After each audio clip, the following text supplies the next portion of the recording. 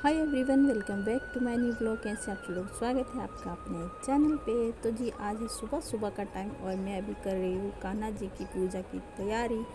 तो सबसे पहले मैंने मंदिर साफ़ किया है और मंदिर साफ़ करने के बाद मैं एक बार देख रही थी कि मैंने कैमरा ऑन कर रखा है कि नहीं। कई बार ऐसा होता है हम कैमरा लगा देते हैं लेकिन वो चालू नहीं रहता तो वीडियो शूट नहीं हो पाता है।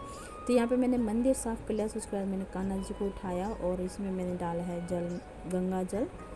और तुलसी का पत्ता मैंने नहीं डाला क्योंकि मैं भूल गई थी।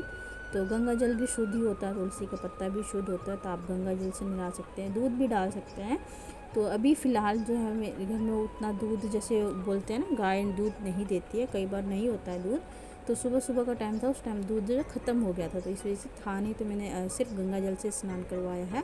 और उसके बाद जो है मैं यहाँ पे जोत बत्ती की तैयारी कर रही हूँ। जोत जलाऊंगी, कान्हा जी का भोग लगाऊंगी। तो अभी मैं भोग में कुछ भी लेके नहीं बैठी थी पास में क्योंकि मुझे बनाना था। तो फिर मैंने इनको सिर्फ मीठा पानी बनाया था, वो पिला दिया था क्योंकि फ़िलहाल हम सब ने वही लिया था। तो वो मैंने कान्हा जी को पिला दिया था। उसके बाद फिर मैंने बनाया रोटी सब्ज़ी और रायता, तो उसका भोग लगाया था। वो मैंने शायद आप लोग के लिए इस वीडियो में शेयर नहीं किया है।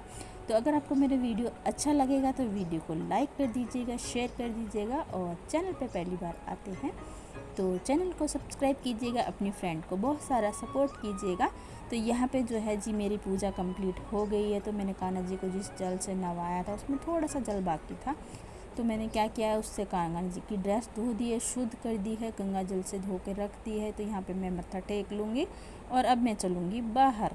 तो ये है मेरा नेक्स्ट डे का। यहाँ से मैं अभी स्टार्ट कर रही हूँ आफ्टरनून से। तो अभी मैं सिर्फ नहा कर आई हूँ और उसके बाद जो मेरे बाकी के काम है वो बाद में स्टार्ट होंगे। बाहर लगी हुई थी बारिश, तो बारिश से कुछ काम करने का मन नहीं करता है। आप सबको पता ही है कि जब बारिश होती है तो उस वक्त सारा किच किच हो जाता है। और अभी मेरे घर में लगा हुआ है काम, तो जिस वजह से बहुत ज़्यादा दिक्कत होती है ब्लॉग वगैरह शूट करने में। क्योंकि सुबह सुबह ऐसा रहता है मिस्त्री के लिए चाय बनाओ और भी फालतू के जो काम रहते हैं, नाश्ता वगैरह बनाना और भी काम करने, तो उन सब में ना इतना नहीं हो पाता कि सुबह सुबह मैं वीडियो शूट करूँ।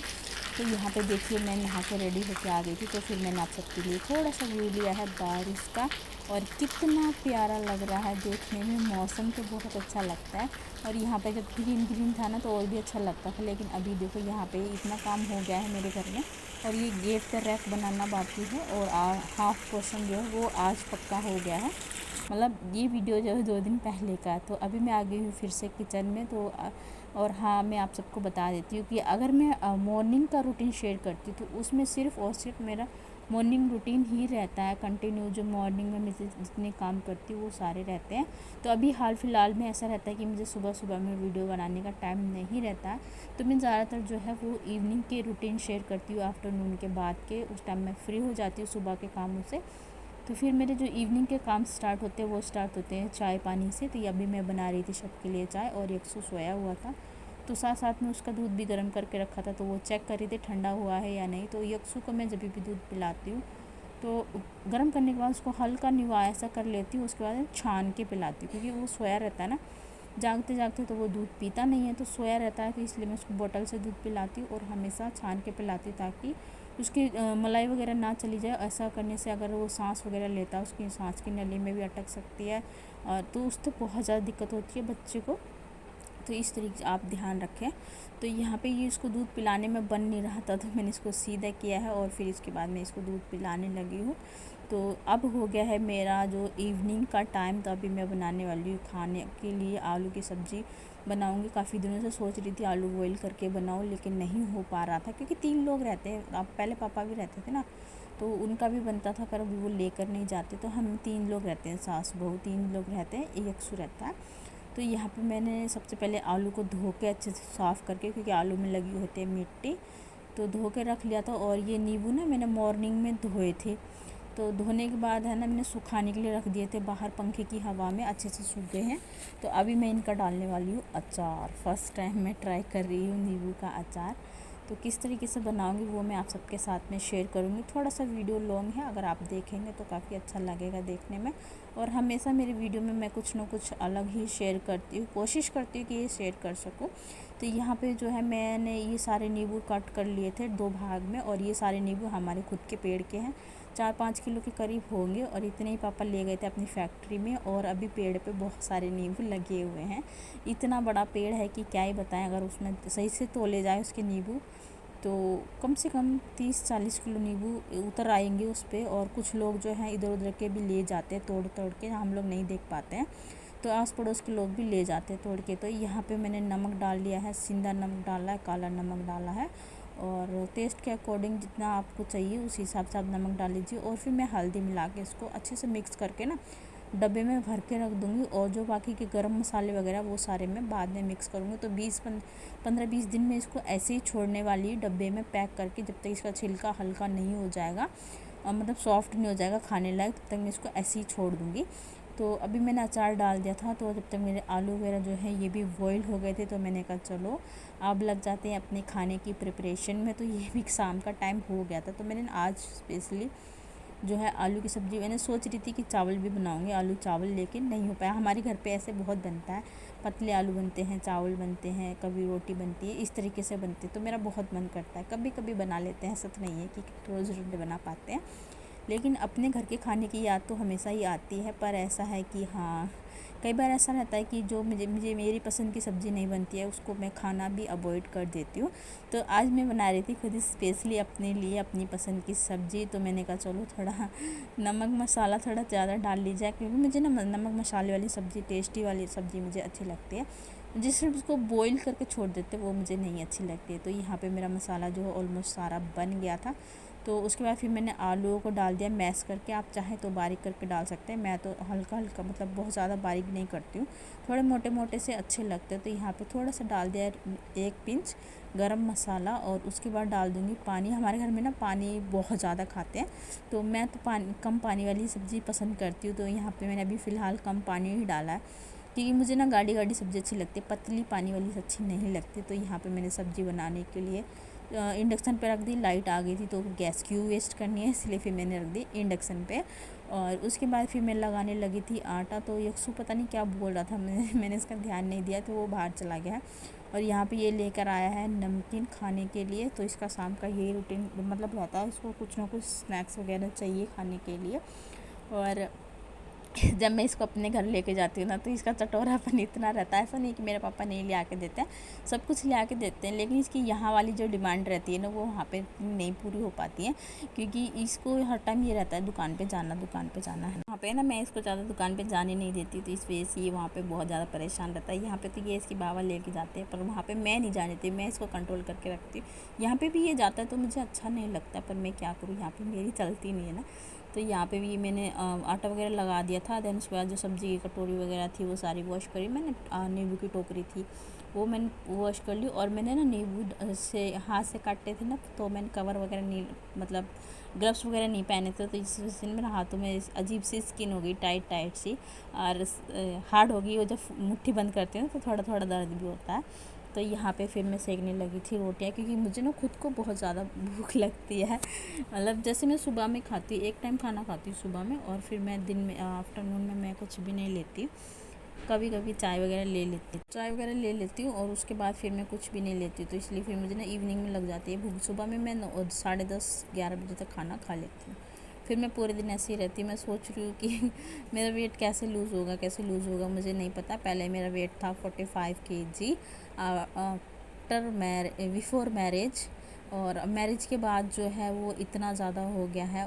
मैरिज के बाद तो नहीं हुआ, उस टाइम भी पतली थी, लेकिन जब यक्षु बोर्न हुआ ना उसके बाद से बहुत ज़्यादा वेट हो गया है। ऐसा कुछ खाया भी नहीं है मैंने स्पेशली, लेकिन मुझे ना अजीब सा लगने लगा अपना खुद का शरीर, अब मुझे अच्छा नहीं लगता है।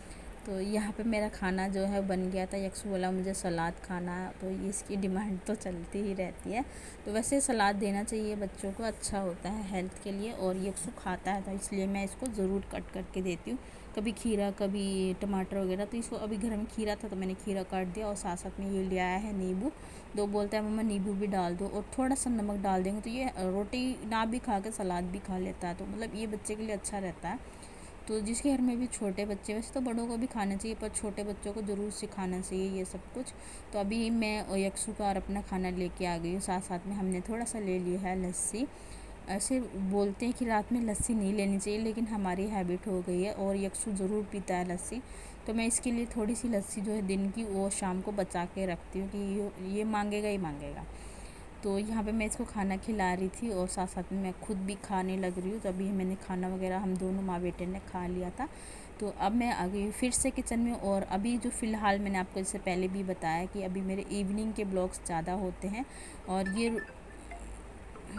तो साग सब्जी वगैरह सब निकाल कर रख दिया। उस कटोरी में ना मैंने तेल निकाला था तो उसको ऐसे ही छोड़ दिया। मैंने कहा चलो इसमें डाल देते हैं। और ये देखो बर्तन फिर से इतने सारे बर्तन हो जाते हैं। और इवनिंग में तो बर्तन वैसे भी ज़्यादा निकलते ही हैं। तो यहाँ पे कुकर वगैरह मैंने साथ साथ में धो के रख दिया। जो बड़े बर्तन रहते हैं ना मैं उनको पहले निपटाती हूँ, छोटे छोटे बर्तन फिर मुझे धोने में ईजी रहता है। और वैसे भी पहले के अकॉर्डिंग अब देखा जाए तो बर्तन बहुत बहुत कम होते हैं। नहीं इतने ज़्यादा बर्तन होते थे कि ये सारा सिंक भरा रहता था हर टाइम। मुझे धोने में भी इतना गुस्सा आता था कि क्या ही बताऊँ। तो अभी मैंने बर्तनों को सबको मांज लिया और बाहर देखो हो रही है सोने की तैयारी और मेरा चल रहा है काम।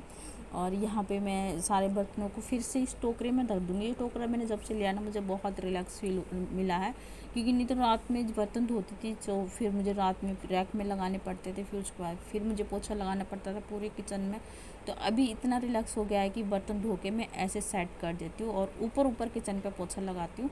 पूरे नीचे ज़मीन पे हर जगह नहीं लगाती हूँ। जहाँ पानी गिर जाता है वहाँ तो हल्का फुल्का पोंछना पड़ता है, नहीं तो फिर ऐसे ही छोड़ देती हूँ। और मैं रात में किचन में साफ़ करके छोड़ती हूँ ना तो मुझे खुद को इतना आराम मिलता है कि मैं क्या बताऊँ। सुबह सुबह इतना हड़बड़ी होती है खाना बनाने की, तो मेरे पास बिल्कुल भी टाइम नहीं रहता कि मैं एक चम्मच भी धो के इस्तेमाल कर सकूँ।